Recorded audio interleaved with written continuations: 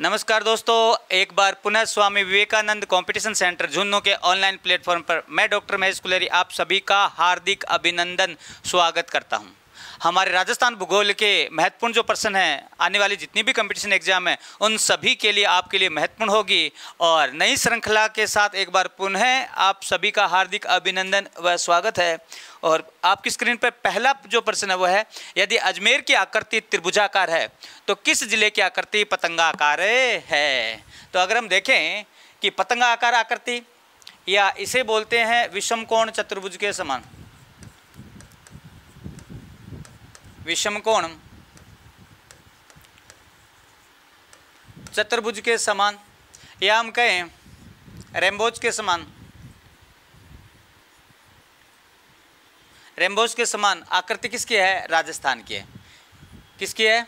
राजस्थान की है। और हम कहते हैं रेम्बोज के समान ऐसी आकृति हमारे सामने ऑप्शन है उदयपुर, टोंक, दौसा और सीकर। अगर हम सही बात करें तो इसका सही उत्तर होगा टोंक, यानी टोंक की आकृति रेम्बोज के समान है, टोंक की आकृति विषमकोण चतुर्भुज के समान है और टोंक की आकृति राजस्थान के समान है या राजस्थान जैसी है। तो इसका सही उत्तर जो होगा वो टोंक होगा। अगर हम बात करें कि उदयपुर, और उदयपुर की जैसे ही हम चर्चा और परिचर्चा करते हैं तो उदयपुर जो जिला है वो इस प्रकार से है। और इस प्रकार से जो उदयपुर है, ऐसी आकृति राजस्थान की में तो है नहीं, ऐसी आकृति विश्व में और एक महाद्वीप है ओशिनेशिया महाद्वीप। और ओशिनेशिया महाद्वीप जो है, उस ओशिनेशिया महाद्वीप में 5 द्वीप समूह हैं। एक को बोलते हैं माइक्रोनेशिया, एक को बोलते हैं पोलिनेशिया, एक को बोलते हैं मेलोनेशिया। उसके अलावा ऑस्ट्रेलिया है, न्यूजीलैंड है। और ऑस्ट्रेलिया जो देश है, इस ऑस्ट्रेलिया देश की आकृति जो है वो अपने उदयपुर जैसी है, या कहें उदयपुर की आकृति जो है वो किस देश के समान है, तो हम कहते हैं ऑस्ट्रेलिया जैसी है। दूसरी हम बात करते हैं सीकर, और सीकर की जो आकृति है वो इस प्रकार से है। और ऐसी आकृति जो है वो अर्धचंद्राकार आकृति है। अर्धचंद्राकार आकृति कह दो, यह हम कहते हैं प्याले नुमा आकृति। किसकी है? सीकर की है। तो सीकर की आकृति अर्धचंद्राकार या प्याला नुमा है। और हम कहते हैं उदयपुर की आकृति ऑस्ट्रेलिया के समान है, टोंक की आकृति राजस्थान के समान है, या पतंगाकार है, विषमकोण चतुर्भुज के समान है, रेम्बोज के समान। एक याद रखना चित्तौड़, और चित्तौड़ जो है, इस चित्तौड़ की आकृति जो है वो घोड़े के नाल जैसी है। घोड़े के नाल जैसी जो आकृति है वो किसकी है? चित्तौड़ की है। क्योंकि चित्तौड़ इस प्रकार से है, टूटी हुई अवस्था में चित्तौड़ जो है वो क्या किया जाता है? पाया जाता है। और ऐसी जो आकृति है वो किसकी है? चित्तौड़ की। यानी कहने का अर्थ ये है, चित्तौड़ की आकृति घोड़े के नाल जैसी है। और अगर हम बात करें पृथ्वी की आकृति जो है वो जियोड की, 3 आकृतियां हमें याद रखनी है। पृथ्वी की आकृति जियोड के समान है, भारत की आकृति चतुर्भुज के समान है, और राजस्थान की जो आकृति है वो रेम्बोज, विषमकोण चतुर्भुज या पतंगाकार। और राजस्थान में ऐसी आकृति जो है वो कौन से जिले की है? टोंक जिले की है। तो नेक्स्ट प्रश्न की ओर हम बढ़ते हैं। और annals and antiquities of Rajasthan पुस्तक के लेखक कौन थे? तो हमारे सामने ऑप्शन है George Thomas, colonel James Tod, Wegener और एडवर्ड। तो सही है, हम बात करते हैं colonel James Tod. Colonel James Tod जो है, इस कर्नल जेम्स टोड ने 1829 ईस्वी में लंदन से एक पुस्तक प्रकाशित की। और ये जो पुस्तक है इसका नाम है annals and antiquities of Rajasthan. और इसी पुस्तक का एक दूसरा नाम कुछ भूगोलवेत्ता मानते हैं central and western Rajput states of India. यानी दोनों ही जो पुस्तक है ये 1829 ईस्वी में कहाँ से प्रकाशित हुई? लंदन से। अब पुस्तक में है क्या? तो हम कहते हैं जब कर्नल जेम्स टोड पश्चिमी राजस्थान के एजेंट थे, यानी अंग्रेजों के प्रतिनिधि थे, तो उन्होंने अपने दैनिक डायरी लिखी। और वो दैनिक डायरी जब वो यहाँ से भारत से ब्रिटेन पहुँचे तो उसी दैनिक डायरी को इन्होंने क्या किया था? प्रकाशित किया था, जिसमें यहाँ के राजा महाराजाओं के, यहाँ के अन्य कर्मचारियों के, अंग्रेजों के जो दायित्व हैं, जो उन्होंने निर्वहन किया है, उनके ऊपर ये क्या है? आधारित है। अगर हम बात करें कि ये जो पुस्तक है जो 1829 ईस्वी में प्रकाशित की गई थी, ये इन्होंने किसको समर्पित की? तो हम कहते हैं ये जो है इनके गुरु थे। गुरु का नाम क्या है? इन्होंने अपने गुरु को ये समर्पित की थी और गुरु का नाम है यति ज्ञानचंद्र को और कंपटीशन एग्जाम में यहाँ से प्रश्न आया है कि ये पुस्तक किसको समर्पित है, तो यति ज्ञान। दूसरी बात करते हैं, कर्नल जेम्स टोड जो हैं, इन्हें एक उपमा दी जाती है, इन्हें कहा जाता है घोड़े वाला बाबा, यानी घोड़े वाला जो बाबा है, इसकी उपमा किसे दी जाती है, कर्नल जेम्स टोड को। क्यों कहा जाता है, आप सबको पता है कि पश्चिमी राजस्थान की जो रियासतें थी वो बहुत बड़ी हुआ करती थी, तो उस समय अंग्रेज जो थे या तो ऊँट पे, और ऊँट पर सवारी उन लोगों की नहीं हुई थी, और अंग्रेज जो थे वो घोड़े पर रहते थे, घोड़े की ट्रेनिंग उन्हें दी जाती थी, इसीलिए कर्नल जेम्स टोड जो थे वो घोड़े पर रहते थे और पश्चिमी राजस्थान में घूमते थे, और इसीलिए सुबह से लेकर शाम तक घोड़े पर रहते, लोग उन्हें घोड़े पर ही देखते थे, इसलिए उन्हें क्या कहा जाने लगा, घोड़े वाला बाबा कहा जाने लगा। अब एक चीज अपने को यहाँ पे याद रखनी है, वो याद ये रखनी है कि जॉर्ज थॉमस जो है, जॉर्ज थॉमस ने इस भौगोलिक प्रदेश के लिए एक शब्द का प्रयोग किया और वो शब्द था राजपुताना। राजपुताना जो शब्द है ये 1800 ईस्वी में जॉर्ज थॉमस ने military memoirs of mister George Thomas नामक एक पुस्तक थी, और उस पुस्तक में सबसे पहली बार ये बात कही गई कि इस भौगोलिक प्रदेश के लिए राजपुताना शब्द का जो प्रयोग है वो किसने किया था, जॉर्ज थॉमस ने किया था। और कर्नल जेम्स टोड जो थे, इन्होंने अब इस पुस्तक में रजवाड़ा इसे बोलते हैं रायथान, और इसी का अपभ्रंशित जो रूप है वो क्या कहलाया, राजस्थान है कहलाया। यानी कर्नल जेम्स टोड ने रजवाड़ा, रायथान, राजस्थान, और जॉर्ज थॉमस जो थे उन्होंने राजपुताना 1800 ईस्वी में किया था। अब हमें एक याद रखना है कि हमारा राजस्थान जो है, इस राजस्थान का सबसे पहले राजस्थान शब्द का उल्लेख जो वो कहाँ से मिलता है, तो हम कहते हैं बसंतगढ़।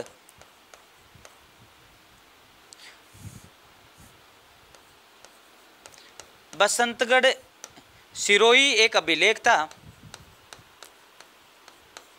बसंतगढ़ सिरोही अभिलेख था, और इसमें इस भौगोलिक प्रदेश के लिए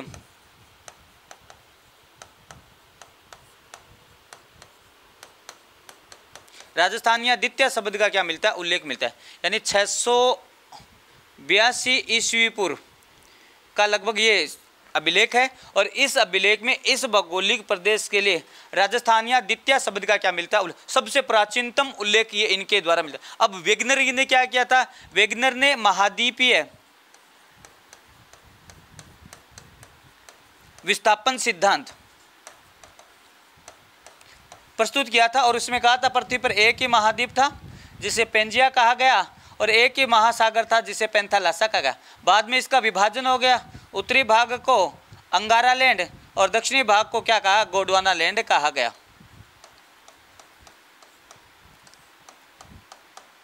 और बीच में जो सागर था उसे नाम दिया गया टेथिस सागर। कौन सा सागर, टेथिस सागर। यानी कहने का अर्थ ये है, वेगनर ने महाद्वीपीय विस्थापन सिद्धांत प्रस्तुत किया, उसमें एक ही महाद्वीप था पेंजिया, एक ही महासागर था पेंथालस। कार्बोनिफेरस युग में पेंजिया का विभाजन हो गया, उत्तरी भाग को अंगारा लैंड और दक्षिणी भाग को गोंडवाना लैंड कहा गया। नेक्स्ट प्रश्न की ओर बढ़ते हैं। राजस्थान का कुल क्षेत्रफल कितना है? अगर हम बात करें, हमारे सामने जो ऑप्शन है वो ये है 3,41,240 वर्ग किलोमीटर, 3,42,240 वर्ग किलोमीटर, 2,42,240 वर्ग किलोमीटर और 3,42,239 वर्ग किलोमीटर। अगर हम बात करें राजस्थान का कुल जो क्षेत्रफल है वो कितना, 3,42,239 वर्ग किलोमीटर, और ये जो क्षेत्रफल है ये भारत के कुल क्षेत्रफल का 10.41% क्या रखता है, हिस्सा रखता है। भारत के कुल क्षेत्रफल का इतना हिस्सा है, जबकि विश्व के कुल क्षेत्रफल का स्थल भाग की हम बात करते हैं 0.25% जो हिस्सा है वो विश्व के कुल स्थल भाग का है। यानी विश्व के कुल स्थल भाग का राजस्थान में 0.25% हिस्सा है, भारत के कुल क्षेत्रफल का 10.41। अगर हम कहें भारत का क्षेत्रफल जो है वो है 32,87,239 32,87,269 वर्ग किलोमीटर। 32,87,269 वर्ग किलोमीटर ये भारत का है। भारत के कुल क्षेत्रफल का राजस्थान में 3,42,239 किलोमीटर है, और हम बात करते हैं भारत के कुल क्षेत्रफल का राजस्थान में 10.41% है और विश्व के कुल का अगर हम बात करते हैं भारत में क्षेत्रफल की दृष्टि से सबसे बड़ा जो राज्य है वो आपको पता है राजस्थान है और सबसे छोटा जो है वो है गोवा। अगर हम बात करते हैं कि राजस्थान में सबसे बड़ा जो है वो जैसलमेर है और सबसे छोटा जो है वो है धौलपुर। तो ये चीज़ें जो है वो हमें याद रखनी, राजस्थान में ये बड़ा है और ये क्या है, छोटा है। नेक्स्ट प्रश्न की ओर हम बढ़ते हैं। कंदरा सुधार कार्यक्रम राजस्थान के किन जिलों में युग्म से संबंधित है? तो एक चीज़ याद रखना, कंदरा सुधार कार्यक्रम जो है वो कहाँ पे चलता है? तो अगर हम बात करें कि कंदरा सुधार जो कार्यक्रम है वो दक्षिणी पूर्वी जो राजस्थान है, हाड़ौती वाला जो बेल्ट है, और अगर हम बात करें हाड़ौती वाला बेल्ट कह दो या कहते हैं चंबल नदी का जो अपवा तंत्र है, ये चंबल नदी के अपवा तंत्र में जो चंबल के डाकू हैं उन्हें आम जन जीवन में जोड़ने के लिए राज्य सरकार व केंद्र सरकार द्वारा सामूहिक रूप से कंदरा विकास जो कार्यक्रम है ये प्रारंभ किया गया। तो दिमाग में इतनी याद रखनी है कि इस भौगोलिक प्रदेश में चंबल नदी जो है वो अवनाली का अपर्दन करती है, अवनाली का अपर्दन करती है और यहाँ पे क्या है, बीहड़ भूमि है और बीहड़ भूमि अवनाली का अपर्दन करने के कारण यहाँ पे कृषि योग्य भूमि नहीं है, कृषि योग्य भूमि नहीं है। दूसरा, औद्योगिक क्रियाएं यहाँ पे ज़्यादा नहीं है और अब लोग करेंगे तो करेंगे क्या, तो वो क्या करेंगे, आम जीवन में लूटपाट की कोशिश करेंगे। तो उस लूटपाट वाली जो भूमिका उसको दूर करने के लिए यहाँ पे लगातार भारत सरकार, राज्य सरकार नवीनतम योजना चलती है और उनमें से एक जो है कंदरा सुधार कार्यक्रम योजना है। और कंदरा सुधार कार्यक्रम जो योजना है वो कहाँ पे होगा, तो देखो अगर बांसवाड़ा अजमेर ये नहीं होगा, बांसवाड़ा आ गया, चित्तौड़ वाला इससे राजसमंद, यहाँ पे राजसमंद आ गया, चित्तौड़ आ गया, तो हम कहें कोटा, बूंदी, सवाईमाधोपुर और करौली वाला जो भौगोलिक प्रदेश है यहाँ पे कंदरा सुधार कार्यक्रम संचालित किया जा रहा है। और उद्देश्य मैंने बता दिया कि यहाँ के जो लोग उन्हें आम जीवन में जोड़ने के लिए, क्यों, क्योंकि कृषि यहाँ पे होती नहीं है, कृषि बहुत कम होती है क्योंकि उबड़ खाबड़ भौगोलिक प्रदेश है, पठारी भूमि है। दूसरा, यहाँ पे औद्योगिक क्रिया इतनी संपन्न नहीं है, इसलिए यहाँ पे राज्य सरकार द्वारा ये जो कार्यक्रम है ये क्या क्या है, संचालित किया गया।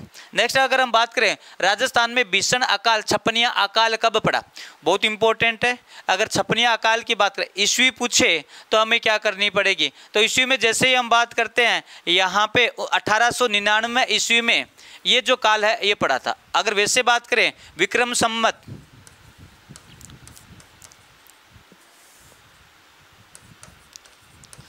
संवत जो है वो 1856 है और इस 56 के कारण इसे क्या कहा जाता है, छपनिया जो है अकाल कहा जाता है। अब कहने का अर्थ ये है, इस अकाल में लोगों के पास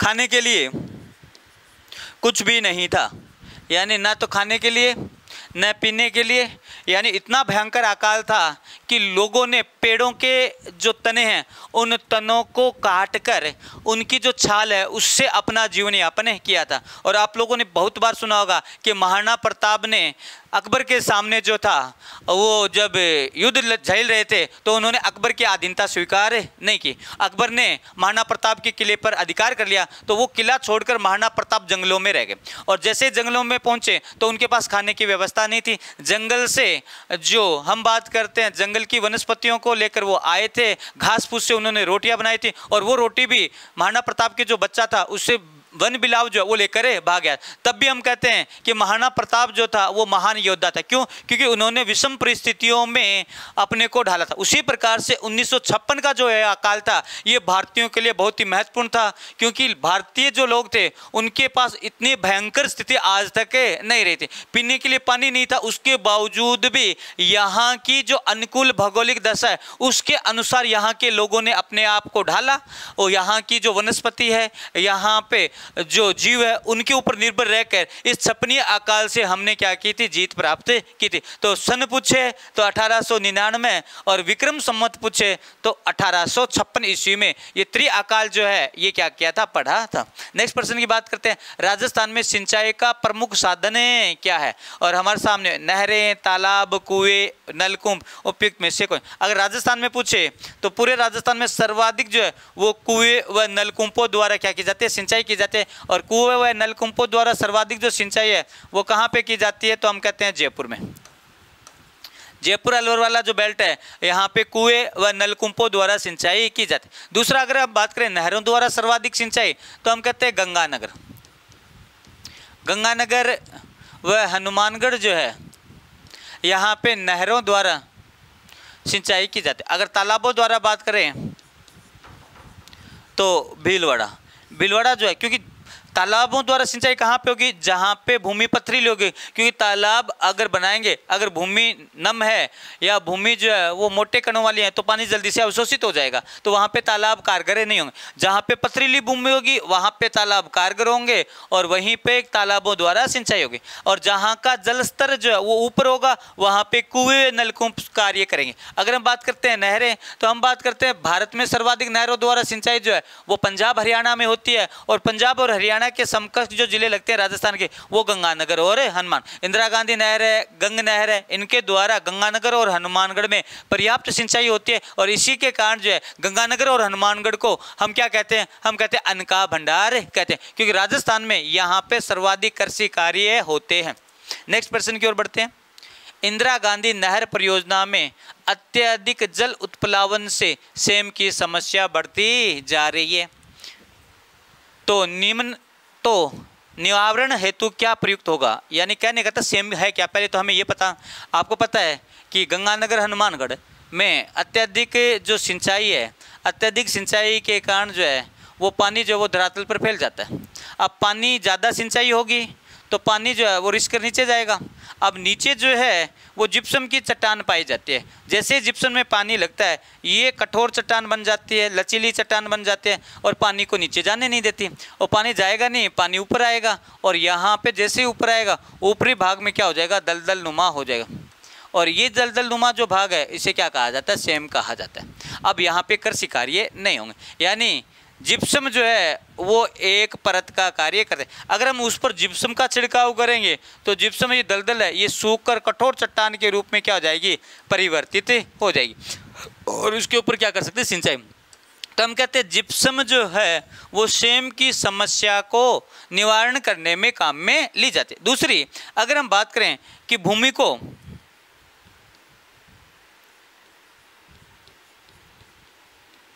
लंबे समय तक उपचारित करने के लिए भी हम जिप्सम का क्या करते हैं, प्रयोग करते हैं। सेम की समस्या के लिए भी जिप्सम है और हम कहते हैं भूमि को लंबे समय तक उपजाऊ बनाने के लिए भी हम जिप्सम का क्या करते हैं, उपयोग करते हैं। और जिप्सम जो है वो हम कहते हैं गंगानगर, हनुमानगढ़, बीकानेर, चूरू, नागौरवाला ये जो बेल्ट है यहाँ पे भरपूर मात्रा में क्या होती है, प्राप्त होती है। नेक्स्ट प्रश्न की ओर बढ़ते हैं। इंदिरा गांधी नहर परियोजना के प्रथम भाग राजस्थान फिल्टर का विस्तार कौन सा है? तो देखो अगर हम बात करें ये राजस्थान फिल्टर जो है ये दो नदियों के संगम पर, एक हम कहते हैं सतलज, एक व्यास के संगम पर पंजाब में एक बांध बनाया गया जिसे बोलते हैं हरिके बैराज। और हरिके बैराज से एक नहर निकाली गई है। पहले इसे राजस्थान फिल्टर कहा जाता था और 1984 के बाद में इसको इंदिरा गांधी नहर कर दिया गया।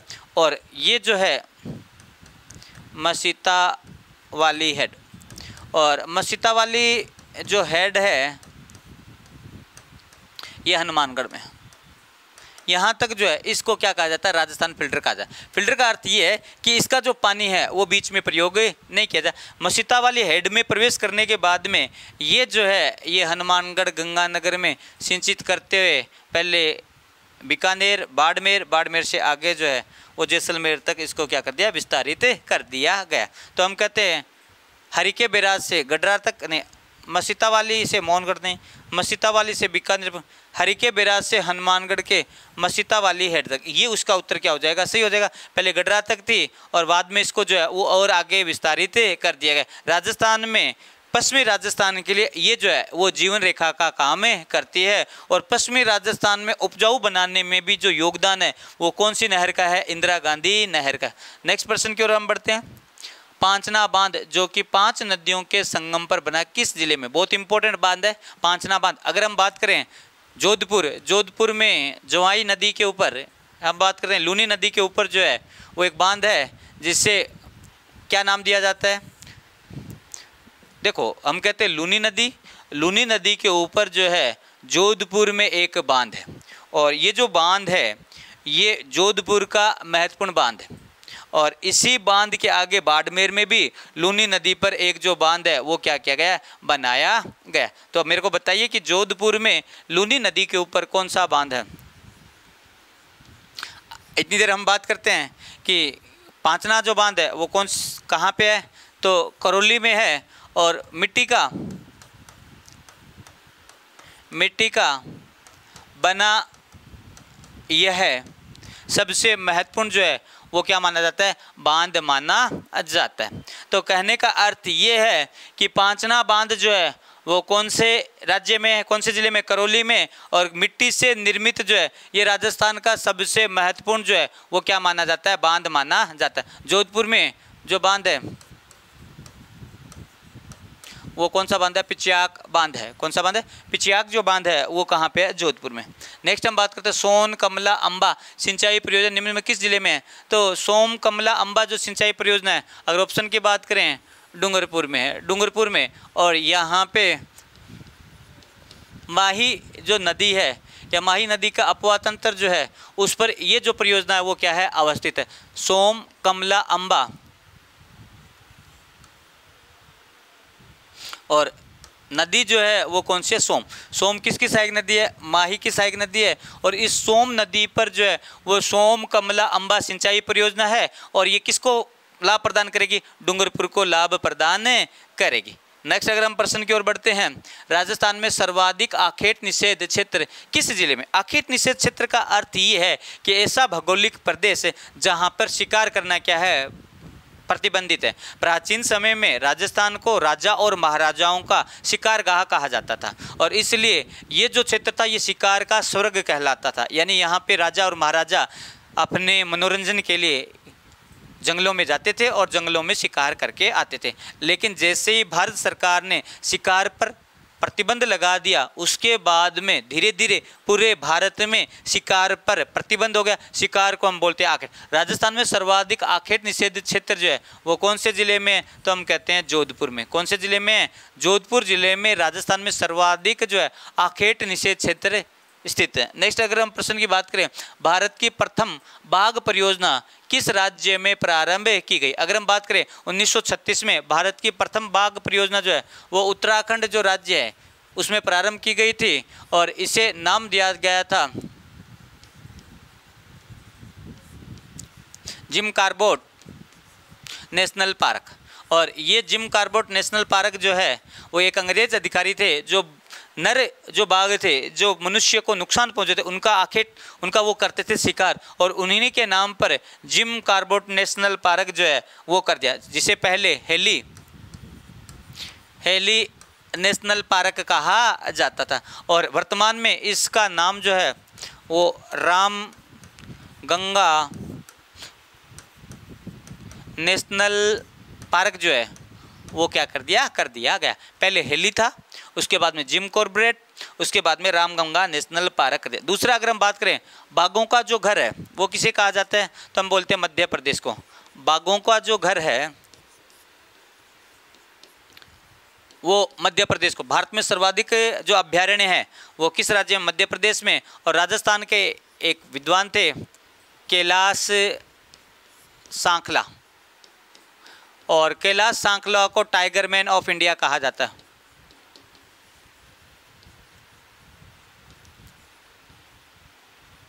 टाइगर मैन ऑफ इंडिया जो है वो किसे कहा जाता है, कैलाश। और इन्हीं के प्रयासों से भारत में बाघ परियोजना जो 1973 में क्या की गई थी, प्रारंभ की गई थी। अगर हम बात करें महाराष्ट्र में और मध्य प्रदेश में एक परियोजना पेंच परियोजना जो बाघों की सबसे महत्वपूर्ण है। राजस्थान में जो है वो एक तो है सरिस्का टाइगर प्रोजेक्ट, एक है रणथंबोर, एक है मुकुंदरा हिल्स, और चौथा जो टाइगर प्रोजेक्ट है वो है रामगढ़ विषधारी। ये कहाँ पे है, ये हम कहते हैं बूंदी में। इम्पोर्टेंट जो है वो रामगढ़ विषधारी है, क्योंकि पहले राजस्थान में 3 ही थे, 1, 2 और 3, और वर्तमान में कितने टाइगर प्रोजेक्ट हैं, 4 टाइगर प्रोजेक्ट है। नेक्स्ट प्रश्न की ओर बढ़ते हैं। राज्यों में बाघों के लिए नवीनतम कौन सा उद्यान प्रसिद्ध है, और इम्पोर्टेंट है, यही प्रश्न की मैं बात कर रहा था कि नवीनतम जो है वो कौन सा है। नवीनतम जो है तो हम कहते हैं, देखो केवलादेव जो है वो पक्षियों के लिए प्रसिद्ध है, और यहाँ पे विदेशों से जो है वो पक्षी आते हैं, और इनके संरक्षण के लिए 1985 में इसे जो है यूनेस्को की विश्व धरोहर सूची में शामिल। राष्ट्रीय मरु उद्यान जो है ये क्षेत्रफल की दृष्टि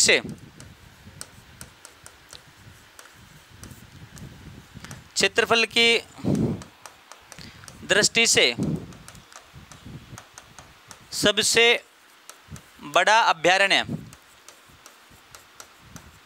ये है, और ये कहाँ पर है, जैसलमेर और बाड़मेर में।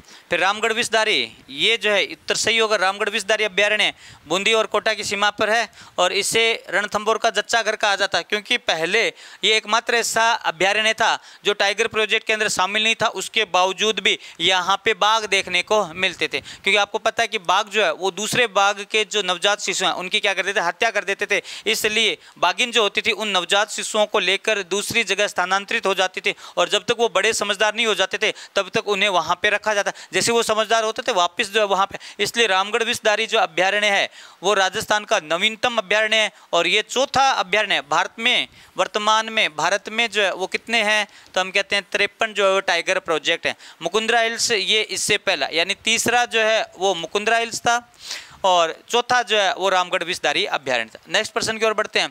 पाइथन पॉइंट किस राष्ट्रीय उद्यान में स्थित है। अगर पाइथन पॉइंट की बात करते हैं, पाइथन का अर्थ होता है अजगर, और जैसे ही सर्दियाँ होती है अजगर जो है वो तालाब के किनारे या हम कहते हैं खुले स्थान पर धूप सेकने के लिए आते हैं, और वहाँ पे अमूमन बहुत सारी संख्या में पाइथन जो है वो देखे जाते हैं। इसलिए राजस्थान का हम कहते हैं पाइथन पॉइंट किस राष्ट्रीय उद्यान में है। तो अगर इस संदर्भ में हम बात करते हैं तो केवलादेव घाना पक्षी विहार है, यहाँ पे आप पाइथन जो है वो भरपूर मात्रा में देख सकते हैं। देखो सरिस्का अभ्यारण्य जो है वो किसके लिए प्रसिद्ध है। सरिस्का अभ्यारण्य पहले हम बात करते हैं बाघ के लिए, दूसरा हम करते हैं हरे तोतों के लिए, और सरिस्का अभ्यारण्य में एक है काली घाटी, और काली घाटी जो है ये मोरों के लिए, यानी मोरों का जो घनत्व है उसके लिए ये प्रसिद्ध है। मोरों के घनत्व के लिए काली घाटी प्रसिद्ध है।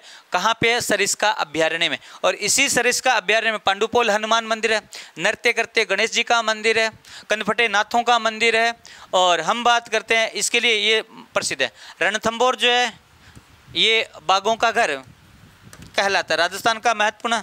और दर्रा जो है ये भी बाघों के लिए, जिसे मुकुंदरा हिल्स के नाम से क्या करते हैं, संबोधित करते हैं। नेक्स्ट प्रश्न की ओर बढ़ते हैं। प्रथम वन संरक्षण कानून कब बनाया गया था। अगर हम ऑप्शन की बात करते हैं, वर्ष 1910, वर्ष 1927, वर्ष 1935 और वर्ष 1952। अगर सही ऑप्शन प्रथम वन संरक्षण कानून जो वो अंग्रेजों के समय प्रारंभ हो गया था, और हम कहते हैं 1927। 1927 में यहाँ पे वन संरक्षण कानून जो है वो क्या कर दिया गया था, प्रारंभ कर दिया गया था। लेकिन आपको पता है कि 1953 में जो नवीनतम वन नीति आई थी, उस वन नीति के अनुसार 1952 के बाद में हम बात करते हैं नवीनतम वन नीति आई थी, और उस नवीनतम वन नीति में कुल भौगोलिक क्षेत्र के 33%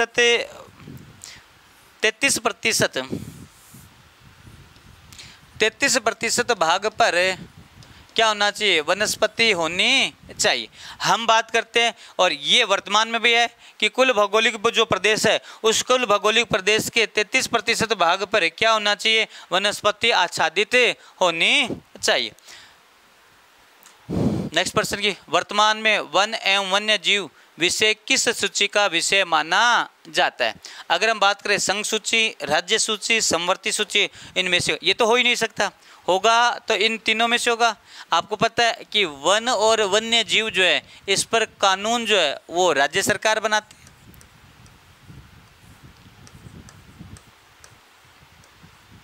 इसके अलावा इस पर जो कानून है वो केंद्र सरकार भी बनाती है।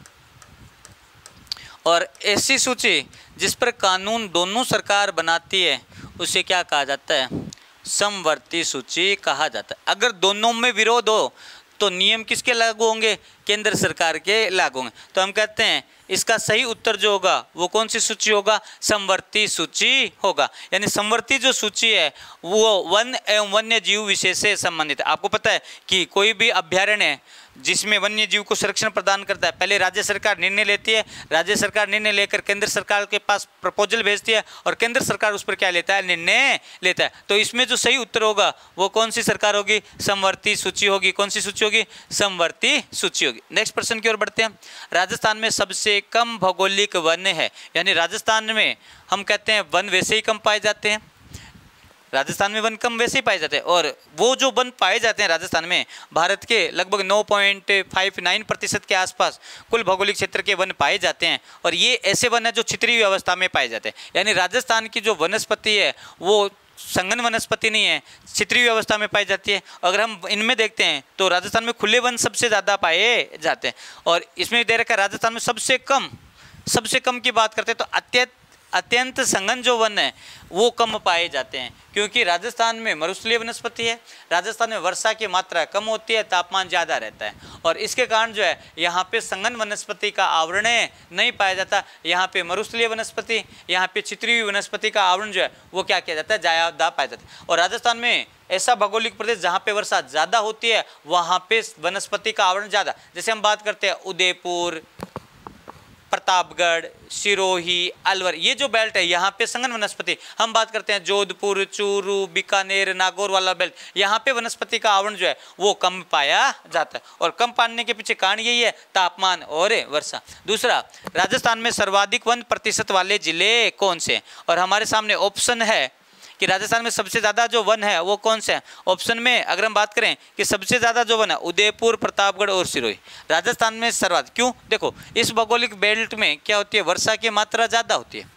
दूसरा, वर्षा ज़्यादा होती है, पर्वतीय एरिया है और इसलिए पर्याप्त भूमि जो है वो यहाँ पे पाई जाती है, चाहे सिरोही हो, प्रतापगढ़, उदयपुर हो। दूसरा, यहाँ पे आदिवासी लोग रहते हैं और आदिवासियों का जो जीवन है वो वनों पे कंदमूल पर रहता है, वन के कंदमूल फल पर रहता है या आखेट पर रहता है। और आखेट भी उन्हें कहाँ प्राप्त होगा, जहाँ पे वनस्पति का आवरण ज़्यादा। इसलिए ये आदिवासी लोग जो है वो वनस्पति को क्या प्रदान करते हैं, संरक्षण प्रदान करते हैं। इसी के कारण राजस्थान का दक्षिणी जो भाग है उदयपुर, प्रतापगढ़, सिरोही, यहाँ पे वनों का आवरण जो है वो सर्वाधिक पाया जाता है।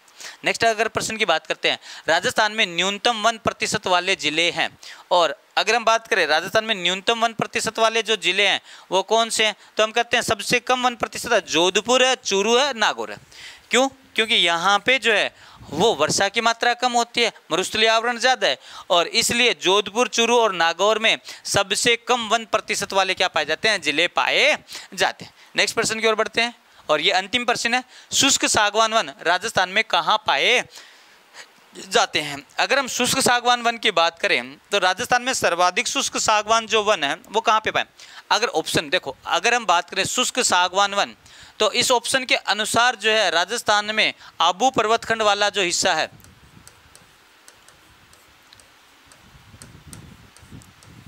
आबू पर्वतखंड, या हम कहते हैं इसी को ध्यान में रखते हम बात करते हैं बांसवाड़ा,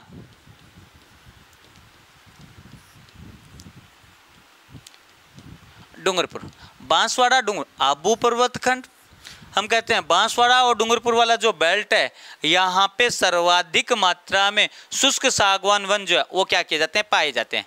मोस्टली ये जो प्रश्न है ये बहुतायत में कंपटीशन एग्जाम जो है इसमें क्या किया गया, पूछा गया। तो आज की जो क्लास है इस क्लास में इतने ही। नेक्स्ट जो क्लास आएगी उसमें हम भरपूर मात्रा में ऑनलाइन जो है वो प्लेटफॉर्म पर वापस उपस्थित होंगे। तो आज की क्लास में इतना ही। जय हिंद, जय भारत।